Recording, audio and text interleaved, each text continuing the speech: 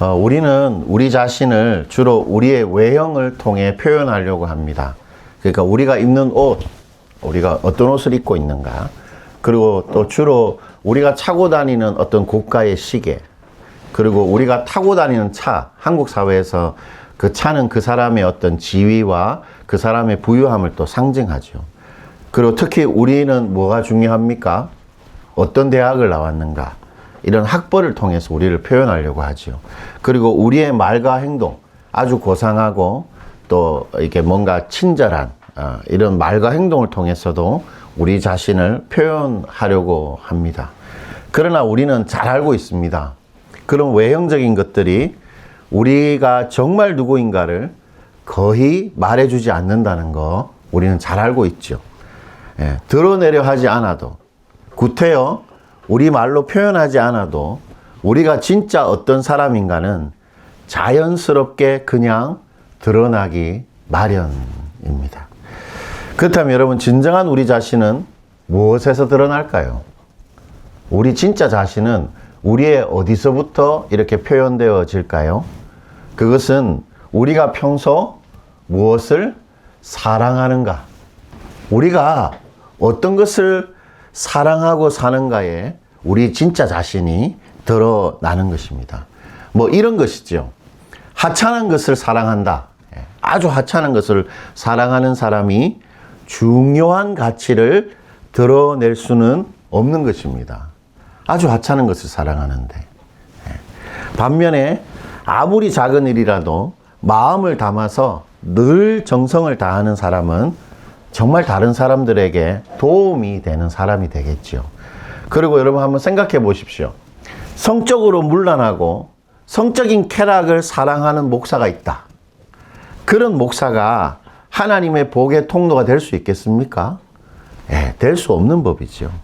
반면에 자신이 만나는 사람을 하나님이 주신 사람인 줄 알고 그 사람이 누구라도 그 사람을 존중하고 그 사람을 소중히 대하는 사람은 틀림없이 하나님의 사랑을 드러내는 그런 사랑의 통로, 복의 통로가 될 것입니다.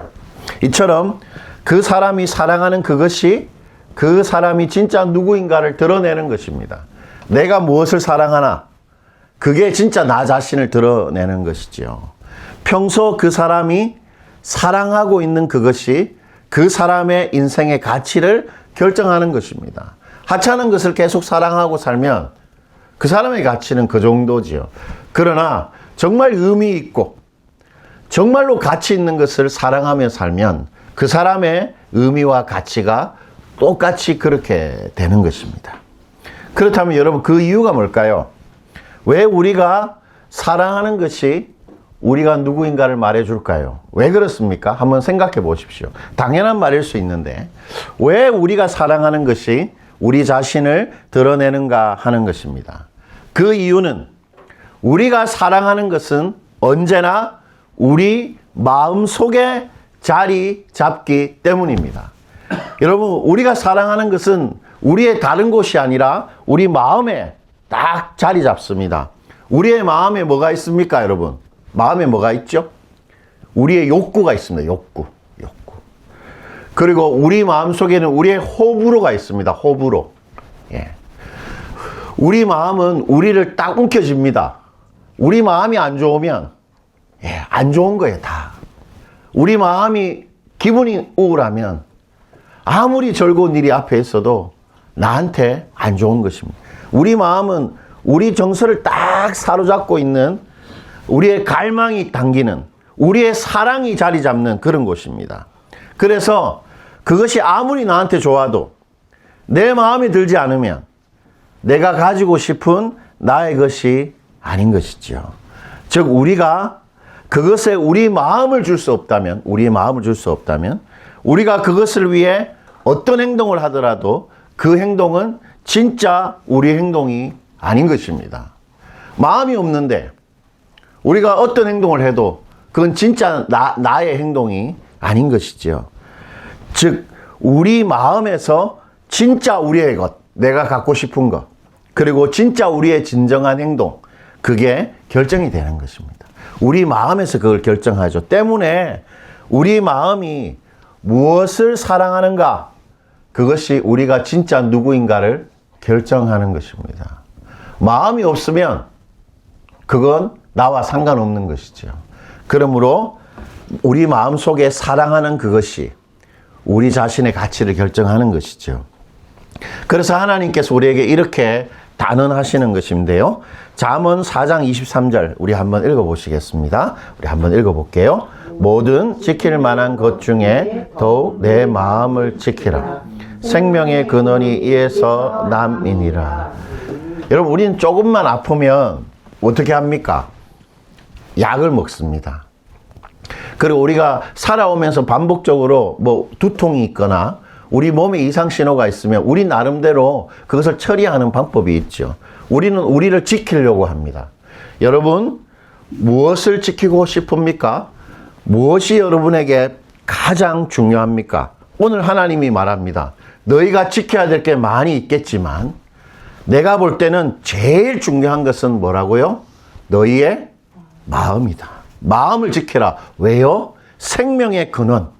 우리의 살고 죽는 것이 우리가 무엇을 하고 우리가 무엇을 가지고 있는가에 의해서 결정되지 않고 바로 너희 속 안에 있는 마음에서 너희의 생명의 근원, 너희의 살고 죽는 것이 결정이 되니까 지킬 것 중에 마음을 지키는 것이 제일 중요하다. 하나님께서 그렇게 말씀하십니다. 우리는 살아가면서 무엇이 우리를 지킨다고 생각합니까? 돈이죠, 돈.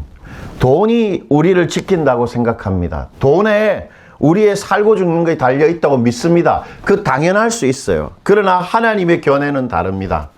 돈이 아니라 너희 마음이다. 너희 마음을 어떻게 지키는가에 따라서 너희의 살고 죽는 것이 달려있다는 거죠. 그렇다면 여러분 한번 생각해 보십시오. 여러분 저를 한번 봐주시겠어요? 이게 우리 마음이 이렇게 있잖아요. 마음에 뭔가를 지키는 것. 무엇인지 모르겠지만 마음에 담긴 뭔가를 지키는 것에 우리 인생의 행불행, 살고 죽는 것이 달려있다. 하나님 그렇게 말씀하시는 것입니다. 오늘 우리가 그 내용을 한번 살펴보십시다. 우리 마음에 뭘 딱 이렇게 담아내고 그걸 지켜야 하는지 우리 한번 살펴보고자 하는데요. 그렇다면 여러분 우리 마음에 무엇을 지켜야 할까요? 11절에서 예수님이 그것을 이렇게 말해 주십니다. 오늘 본문 11절 우리 한번 읽어보죠. 오늘 본문 11절입니다. 다 같이 읽어볼게요. 이 비유는 이러하니라. 씨는 하나님의 말씀이요. 예수님이 우리가 읽는 이 성경 말씀, 이 하나님의 말씀을 뭐와 같다고 말합니까? 씨와 같다고 말합니다. 이 무슨 말일까요? 많은 비유 중에 왜 말씀을 씨와 같다고 할까요? 이런 것이죠. 우리가 말씀을 읽거나 이렇게 설교를 들을 때에 말씀이 우리 안으로 싹 들어오면 말씀이 어떻게 된다는 겁니까? 씨처럼 무엇보다 씨가 뿌려지면 제일 먼저 하는 게 뭐죠?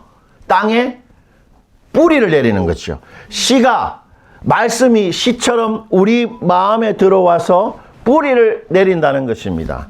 그런데 여러분 말씀이 주로 어디에 뿌리 내릴까요? 우리 머리? 우리 위장? 어디에 뿌리를 내릴까요? 마음입니다. 마음. 때문에 우리의 마음은 무엇보다 하나님의 말씀이 뿌리 내리고 하나님의 말씀이 그래서 자라고 하나님의 말씀이 열매를 맺는 곳입니다. 우리의 마음은 말씀이 뿌리 내리는 말씀의 밭입니다. 말씀의 밭. 예, 우리 이거 기억합시다. 우리 마음은 말씀의 밭이다. 예. 예수님 오늘 그렇게 우리에게 말해 주시는 것이죠. 따라서 하나님이 우리에게 반드시 마음을 지켜야 한다. 그렇게 말하실 때 마음속에 뭘 지키라고 말씀하시는 것일까요? 마음에 뿌리 내린 나의 말을 지켜라. 그렇게 말하는 것입니다. 그러니까 우리의 귀에 말씀이 들려서 마음에 말씀이 뿌리 내리면 이거 지켜라. 이거 지켜야 된다. 그래야 너희가 살 수 있다. 하나님 그렇게 우리에게 말해 주시는 것이죠. 그것이 바로 마음을 지키는 겁니다. 말씀을 지키는 것. 여러분 그렇게 우리 마음속에 들어온 말씀을 잘 지키고 보존하는가 아닌가에 따라서 우리의 안고 섬이 결정된다. 하나님 그렇게 말씀하는 것이죠. 그러므로 여러분 결국 의미 있고 성공적인 인생이란 돈을 잘 벌고 집장만 하고 자식 농사 잘 짓는 것에 있지 않습니다. 그거 정말 중요합니다. 예. 우리가 최선을 다해서 그 일 할 수 있으면 해야 하지만 그것이 우리 인생의 성패를 좌우하는 것이 아닙니다. 우리 인생에 살고 죽는 것은 말씀을 듣고 그 말씀을 우리 마음에 잘 지켜내는가, 그것에 달려 있는 것이지요. 왜 그렇겠습니까? 말씀은 우리 인생에 살고 죽는 것을 홀로 결정하시는 하나님의 말이기 때문입니다. 하나님의 말. 하나님이 당신의 그 귀한 말씀을 우리 씨처럼 우리 마음에 뿌리신 것입니다. 때문에 말씀이 돈보다 귀하고 말씀이 돈보다 더 소중한 것이지요. 말씀을 마음에 잘 지켜내는 것, 그것이 인생을 잘 살아가는 것입니다. 오늘 우리가 읽은 본문에 보면 바로 그 말씀을 대하는 사람의 마음의 자세 또는 사람의 마음의 상태가 잘 말씀되어 있습니다. 여러분, 예수님이 오늘 말해주시는 씨가 뿌려지는 4가지 땅이 있죠. 여러분, 12절에 보니까 무슨 땅입니까? 12절에 보니까, 우리 본문 12절에 보니까 길가, 그 다음에 13절은 바위. 바위라는 말은 바위 위에 보면 여러분 흙이 있잖아요. 흙. 얇게 흙이 있는데 그 위에 씨가 뿌려진다는 말입니다. 그리고 14절은 가시떨기밭, 15절은 뭐죠? 좋은 땅입니다. 바로 하나님의 말씀을 대하는 사람의 마음의 상태를 예수님이 4가지로 구분하신 것입니다. 근데 여러분, 예수님이 마음의 상태를 구분하실 때 제일 중요하게 딱 여기신 게 뭘까요? 보니까 딱 눈에 들어오는 게 뭡니까? 뿌리 내리는. 맞습니다. 예. 씨가 땅에 뿌리를 내리는가 아닌가를 예수님 그거 가지고 구분하고 계시는 거예요. 여러분, 길가와 흙이 얕은 바위는 씨가 그것에 어찌합니까? 뿌리를 못해요. 우리 아스팔트길 여러분 오늘 운전하시면서 오셨잖아요. 그게 아무리 씨가 뿌려져도 뿌리 못 내립니다. 그리고 바위 위에 흙이 있어도 뿌리를 내릴 수가 없는 것이죠. 이 2가지 땅의 특징은 뿌리를 내리지 못하는 것입니다. 우리 한 번 더 읽어볼까요? 12절과 13절 우리 한번 읽어봅시다. 길가에 있다는 것은 말씀을 들은 자니 이에 마귀가 가서 그들이 믿어 구원을 얻지 못하게 하려고 말씀을 그 마음에서 빼앗는 것이요. 바위 위에 있다는 것은 말씀을 들을 때 기쁨으로 받지만 뿌리가 없어 잠깐 믿다가 시련을 당할 때는 배반하는 자요. 여러분, 길가는 누가 그 마음에 있는 씨를 빼앗아 갑니까? 사탄입니다. 사탄. 여러분, 사탄과 마귀들이 우리가 들은 말씀을 우리 마음에서 어떻게 해요? 빼앗아 갈 수 있는 것입니다. 그래서 뭘 못하게 합니까? 12절 보니까 뭘 얻지 못하게 하려고 마음에서 빼앗습니까? 구원. 구원을 얻지 못하는 사람들은 누굴 말하죠? 예수 믿지 않는 불신자들을 말하죠. 길가는 말씀이 마음에 전혀 뿌리 내리지 못하는 예수 믿지 않는 사람들의 마음의 상태를 예수님이 설명하신 것입니다. 그럼 바위는 어떨까요? 바위. 말씀을 듣습니다. 그래서 감정이 북받쳐 오릅니다. 그래서 감격해서 눈물도 흘립니다. 말씀을 듣고. 그런데 뭘 못하지요? 말씀이 마음에 뿌리를 내리지 못하는 것입니다. 그래서 이 마음은 말씀을 잘 들었는데 뿌리를 내리지 못하니까 삶에 어려움이 생겨요. 생계에 문제가 생기고 뭐 여러 가지 사건들이 생기면 뭘 어떻게 한다고 말합니까? 보니까 배반합니다. 배반. 믿음을 포기하고 버리는 것입니다. 그러니까 말씀이 무슨 소용이 있나? 이 뭐 말씀대로 내 현실이 안 되네. 이렇게 쉽게 예수님을 배반한다는 것이죠. 이 바위도 바로 예수님을 배반하는 불신자의 마음의 상태를 말하는 것입니다. 그러니까 길가와 바위 위의 특징은 뿌리를 내리지 못하는 거죠. 바로 불신자의 마음, 예수 믿지 않는 사람의 마음을 표현하신 것이죠. 그렇다면 여러분, 말씀이 마음에 뿌리 내리지 못한다는 것은 이 사람들이 뭘 못했다는 겁니까? 깨닫지 못했다는 것입니다. 머리로는 이해했어요. 아, 요거구나. 아, 그렇구나 했는데 그 말씀이 그 사람의 마음을 사로잡지는 못했다는 것입니다. 깨닫지 못했다는 거예요. 말씀을 마음으로 깨닫지 못하기에 말씀이 마음에 뿌리 내리지 못하는 것입니다. 그런데 여러분, 머리로 잘 들었는데 눈물까지 흘렸는데 왜 깨닫지 못할까요? 그것은 말씀을 깨닫게 하시는 유일한 분이신 성령 하나님이 그 사람 마음에 없기 때문입니다. 바로 불신자. 하나님이 그 사람 마음속에 없는 사람의 상태인 것이지요. 결국 우리가 여기서 배울 수 있는 교훈은 말씀을 우리가 아무리 많이 들어도 심지어 말씀 때문에 눈물을 흘리고 감격해도 깨닫지 못하면 아무 소용이 없는 것입니다. 왜 그렇죠? 그러면 마음에 뿌리를 내리지 않기 때문에. 마음에 없는 말씀은 나의 것이 아닙니다. 머리에 있는 것은 나의 것이 아니에요. 마음에 뿌리 내려야 진짜 나의 삶이 되고 나의 피와 살이 되는 나의 말씀이 되는 것이죠. 우리가 그것을 기억할 필요가 있습니다. 깨달아야 하는 것입니다. 깨닫기 위해 마음의 소원을 가지고 집중하고 하나님을 의지해야 하는 것입니다. 자, 그렇다면 가시떨기밭과 좋은 땅은 누구의 마음의 상태겠습니까? 말씀이 마음에 뿌리를 내릴 수 있는 사람, 바로 성령 하나님이 그 사람 속에 살아있는 사람의 마음의 상태, 그리스도인의 마음의 상태입니다. 가시떨기밭과 좋은 땅은 그리스도인의 마음입니다. 자, 그렇다면 왜 그리스도인의 마음을 두 분류로 또 나누셨을까요? 왜 가시떨기밭과 좋은 땅으로 예수님이 예수 믿는 사람의 마음의 상태를 나누셨을까요? 왜 그럴까요? 이 둘의 차이점이 뭡니까? 뿌리를 내립니다, 둘 다. 그런데 뭘 못하고 뭘 하지요? 뻗어나가지 못해. 맞습니다. 열매를 못 맺는 것입니다. 자라서. 뻗어나서 열매를 맺는가 아닌가에 따라서 예수님이 둘을 나누고 계세요. 14절과 15절인데요. 우리 이것도 한번 읽어볼게요. 가시떨기에 떨어졌다는 것은 말씀을 들은 자이나 지내는 중에 이생의 염려와 재물과 학략의 기운이 막혀 온전히 결실하지 못하는 자요. 좋은 땅에 있다는 것은 착하고 좋은 마음으로 말씀을 듣고 지키어 인내로 결실하는 자이다. 14절에 가시떨기밭에 결국은 뭡니까? 뭘 온전히 못하지요? 결실을 못합니다.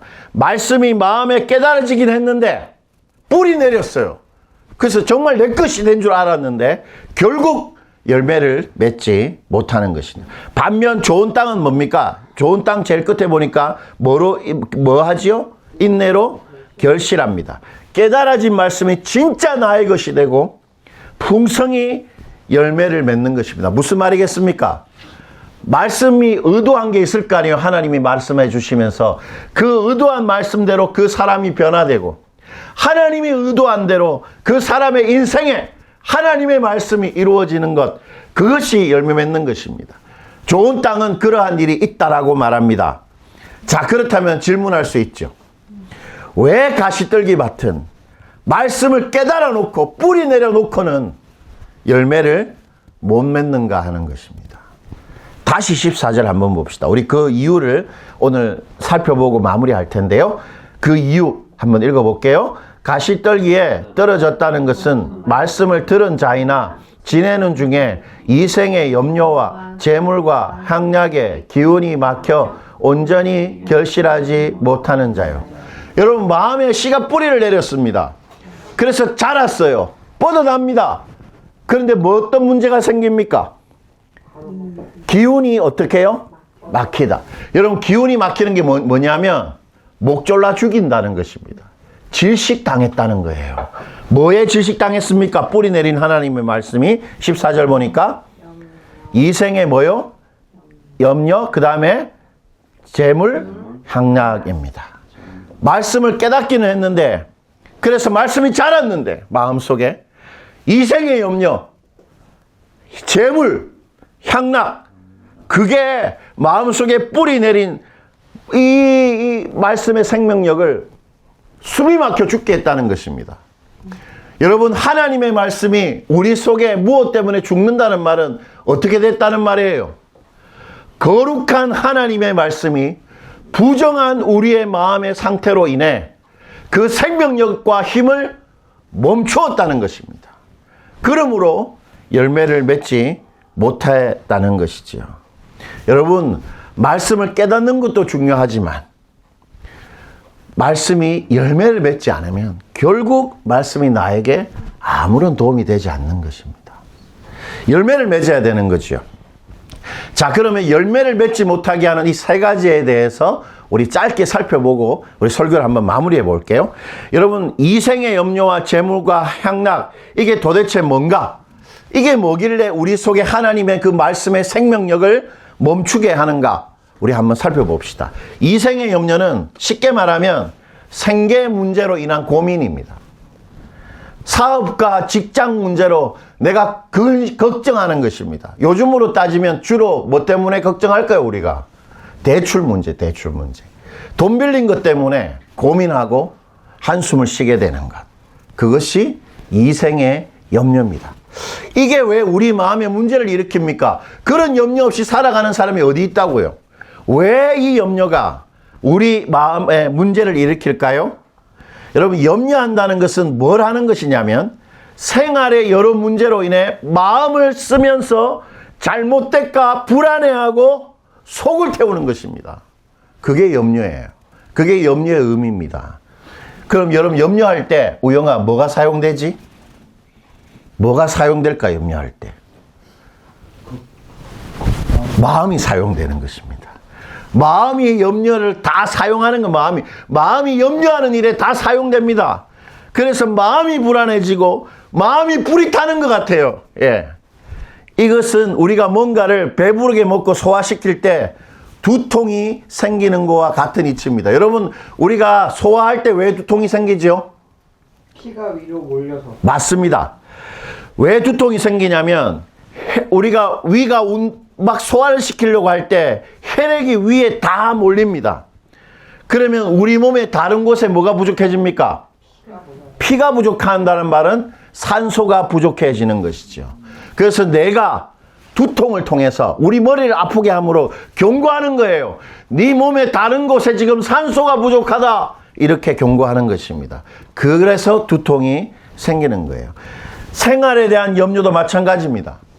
염려하고 근심하면 걱정하는 것에 마음이 다 사용됩니다. 예, 위에 혈액이 몰리는 것처럼. 그러면 마음이 우리 생계를 책임지시는 하나님을 신뢰하는데 전혀 사용되지를 못하는 거예요. 이 이치입니다. 결국 염려는 뭐를 우리 마음속에서 가져갈까요? 하나님에 대한 신뢰, 하나님의 아버지에 대한 돌보심에 대한 믿음을 앗아가는 것이지요. 독소입니다. 독소. 염려는 우리 마음의 독소예요. 독입니다. 그러니까 우리 마음에 뿌리내는 이 씨가 이 독소 때문에 그 기운이 막히는 것입니다. 예수님 그걸 말하는 거예요. 그렇다면 재물은 왜일까요? 여기서 재물이란 말은 쉽게 말하면 오늘날 돈에 대한 욕구. 내가 돈 벌어야 된다. 돈에 대한 욕심입니다. 여러분, 돈에 대한 욕구가 뭐가 잘못됐습니까? 돈 없으면 우리는 살아갈 수 없는데 뭐가 문제지요? 예, 맞습니다. 돈에 대해 열심을 내면 돈밖에 없다고 생각하고 살면 그렇게 사는 것은 뭐 때문에 그러냐면 우리가 우리 인생을 내가 원하는 대로 통제하고 싶기 때문입니다. 내 인생에 큰 어려움 없이 내 인생이 안정되게 만들고 싶기 때문에 돈이 필요한 것이에요. 돈은 통제 욕구입니다. 안정되고 싶은 것이죠. 그러나 돈이 내 인생을 통제하고 돈이 내 인생을 딱 지키게 되면 어떤 일이 일어나냐면 하나님이 아니라 돈이 내 주인이 됩니다. 내가 돈의 노예가 되는 거예요. 돈이 내 하나님이 되는 것입니다. 그것을 잘 보여주는 것이 보험 살인입니다. 보험 때문에 누군가를 죽이는 거. 보험 그 금액 때문에. 여러분, 보험 살인의 사건은 거의가 누구를 죽입니까? 가족을 죽이는 존속 살해입니다. 돈은 내 남편도 죽이게 합니다. 돈은 내 부모도 죽이고 내 형제도 죽이고 심지어 누구도 죽입니까? 맞습니다. 자식 죽인 보험 살인 사건이 많이 있습니다. 어떻게 그게 가능합니까? 어떻게 내 목숨을 줘도 안 아까운 자식을 왜 죽입니까? 돈 때문에 죽입니다. 바로 돈은 그런 힘이 있는 것입니다. 우리 존재를 완전히 이상하게 만드는, 폐역하게 만드는, 우리 존재를 사로잡는 힘, 하나님과 비길 만한 그 힘, 돈이 가지고 있는 것이죠. 때문에 돈에 대한 욕심에 사로잡히면 어떻게 되겠습니까? 예, 하나님을 전혀 의지할 수 없게 되는 거지. 열매 맺는 게 불가능한 것입니다. 재물욕, 그것이 우리 속에 있는 말씀의 씨를 말라 죽게 하는 것이죠. 마지막으로 향락입니다. 여러분, 향락은 우리 마음속에 어떤 일을 할까요? 향락이란 이런 뜻입니다. 잘 들어보십시오. 사소하고 무가치하고 헛된 욕구와 쾌락. 뭐가 있을까요? 그러한 것을 자주 또는 무의식적으로 충족하고 추구하는 것, 그것이 향락을 누리는 것입니다. 우리가 자주 하는 것입니다. 장시간 TV 멍 때리기. 뭐 재미는 없지만 계속 보는 거. 그 다음에 요즘 너튜브와 인스땡 한 1시간 정도, 2시간 정도 무한 시청하는 거. 음란물, 특히 형제들이 음란물을 보는 거.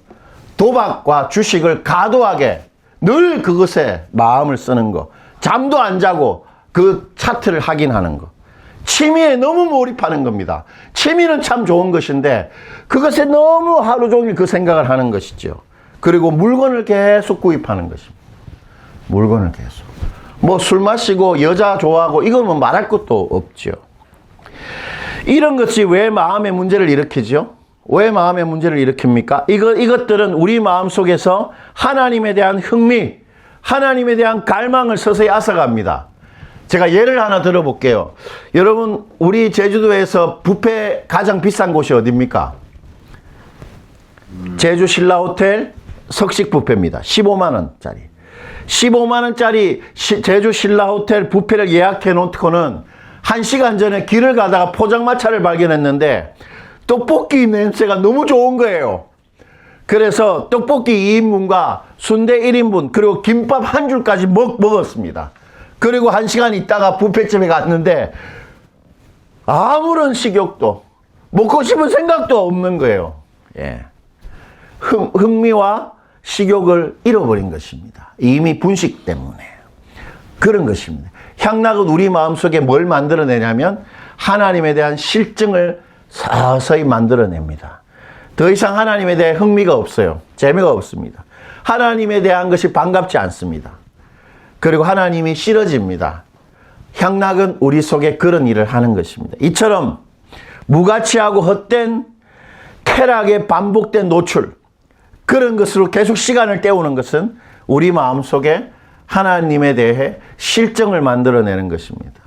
향락은 마음속에 있는 하나님의 말씀의 힘을 서서히 사장시키는 것이죠. 3가지입니다. 때문에 여러분, 말씀을 잘 듣는 것만으로 부족합니다. 뭘 해야 됩니까? 뿌리 내린 말씀을 어떻게 해요? 우리가 잘 간수하고 지켜야 합니다. 어떻게 지키죠? 염려하지 않는 것입니다. 그게 말씀을 지키는 것입니다. 베드로전서 5장 7절인데요. 여러분 주보에 나와 있습니다. 한번 읽어볼게요. 너희 염려를 다 주께 맡기라. 이는 그가 너희를 돌보심이라. 너희 염려를 전부 다 어떤 염려든지 상관없습니다. 무엇을 염려하십니까? 어떤 염려든지 상관없이 다 주께 맡기라고 할 때 이게 뭐냐면 던지라는 것입니다. 던지라. 이게 재밌죠, 여러분? 주께 염려를 맡기라고 하는 게 이 진짜 뜻이 던지는 것입니다. 내 염려를 집어 던지는 것, 주님한테. 무슨 말이겠습니까? 주님이 다 책임지라고 하는 것입니다.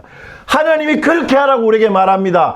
너의 염려가 무엇이든 정말 내가 관심 가지고 돌보고 책임질 것이니까 나한테 다 집어 던져라. 내가 그거 책임질 것이다. 그렇게 말하는 것이지요. 그거 믿고 마음을 늘 안심시키라는 것입니다. 여러분, 염려는 우리의 독이지요. 독이 마음에 들어오지 않도록 괜찮아. 하나님이 책임질 거야. 마음을 그렇게 딱 지켜라는 것입니다. 2번째, 돈이 아니라 하나님이 내 인생을 좌지우지하도록 하라는 것인데요. 히브리서 13절 5절입니다. 얼마나 감사한 구절인지 몰라요. 우리 돈에 대해 너무 약한데 이 하나님이 이렇게 말합니다. 한번 읽어볼게요. 돈을 사랑하지 말고 있는 바를 족한 줄로 알아. 그가 친히 말씀하시기를 내가 결코 너희를 버리지 아니하고 너희를 떠나지 아니하리라 하셨느니라. 이걸 믿는 겁니다. 돈이 필요해요. 정말 너무 많이 필요합니다. 조금만 있으면 괜찮을 것 같아요. 예, 그거 당연한 것입니다. 하나님도 아십니다. 하나님 필요한 돈 반드시 우리에게 주실 것입니다. 정말입니다. 우리가 살아가는데 정말 필요한 거 아버지 되신 그분께서 반드시 책임지실 것입니다. 그거 믿고 돈이 하나님 대신 내 마음을 사로잡지 않도록 지켜내는 것, 그게 마음을 지키는 것입니다. 마지막으로 항락으로부터 우리 마음을 지키는 건 뭘 어떻게 하는 것일까요? 시간을 아끼는 것입니다. 여러분, 벌써 2월 달이 내가 어제 보면서 깜짝 놀랐어요. 마지막 주였습니다, 오늘이. 우리 인생도 거짓말처럼 그렇게 마지막이 빨리 올지 모릅니다. 그러므로 헛되고 무익한 것, TV 시청하고 유튜브 보고 너튜브 보고 뭐 볼 수 있죠. 한 30분. 그런데 그렇게 안 하고 계속 TV 보고 계속 유튜브 봅니다. 요즘 아이들 보면. 그런 헛된 것에 내 시간을 보내지 말고 어떻게 했든지 가치 있는 것. 하나님 사랑하는 일. 하나님이 나에게 주신 사람들을 사랑하는 일에 내 시간을 사용하는 것이지요. 그것이 우리 마음속에 하나님에 대한 실증으로부터 우리를 지키는 방식입니다. 말씀을 맺겠습니다. 우리가 그렇게 우리 마음에 담긴 말씀 잘 지키면 어떻게 될까요? 하나님의 생명력, 천지를 창조하신 그 하나님의 힘이 내 마음속에 반드시 풍성하게 경험되는 그런 복된 인생이 될 것입니다. 여러분, 우리 한 주도 염려하지 맙시다. 안심시키고, 그 다음에 돈을 우리가 벌되 이 돈이 나의 신이 되지 않도록 마음을 잘 지키고, 헛된 시간들 좀 이렇게 많이 줄이면서 말씀을 마음에 잘 지키는 여러분 되시기를 축원드립니다. 여러분, 우리 마음에 말씀이 뿌리 내리고 열매를 맺는다는 것은 그 열매를 결국 예수님께 드리려고 하는 것입니다. 오늘 가사처럼 주께 드릴 열매, 그게 우리가 말씀을 듣고 변화된 우리의 존재. 말씀을 듣고 순종함으로 말씀의 열매가 우리 인생에 맺힌 것, 우리가 하나님께 드리는 것이지요. 우리가 말씀 들은 것은 하나님께 무언가를 드리는 행동을 하는 것입니다. 우리 그거 생각하면서 이 시간 들은 바 말씀을 가지고 우리 한번 기도하겠습니다.